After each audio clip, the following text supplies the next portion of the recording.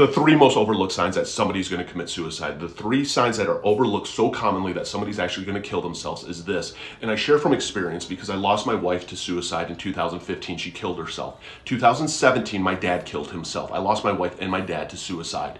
In 2018, I attempted suicide. And these are three signs that people don't realize. The first one is you become emotionally uninvolved anymore.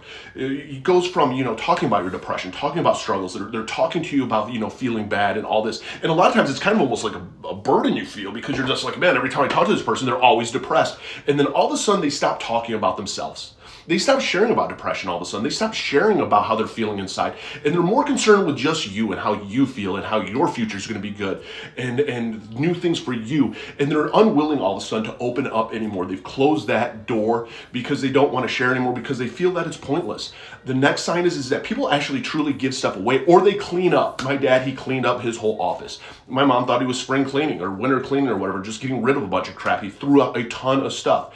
And it's almost their way of just unpacking and letting go of everything in this world that they're not taking with them. And then the last sign, which is the most fucked up one, is that they are happy all of a sudden. And especially with my wife who killed herself, at the end, they are happy. And it's like they slept off depression all of a sudden. They are no longer depressed, and they haven't went to therapy. They haven't changed any medication. They haven't done anything different. They just woke up one day and they are just happy all of a sudden. They're laughing, they're giggling. They are just in a good mood.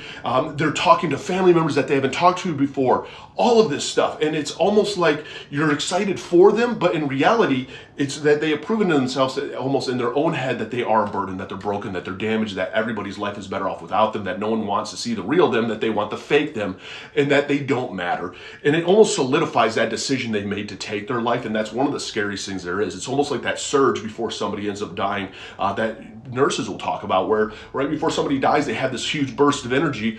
When suicide, it's almost like they have this huge burst of happiness all of a sudden because they know it's coming to an end.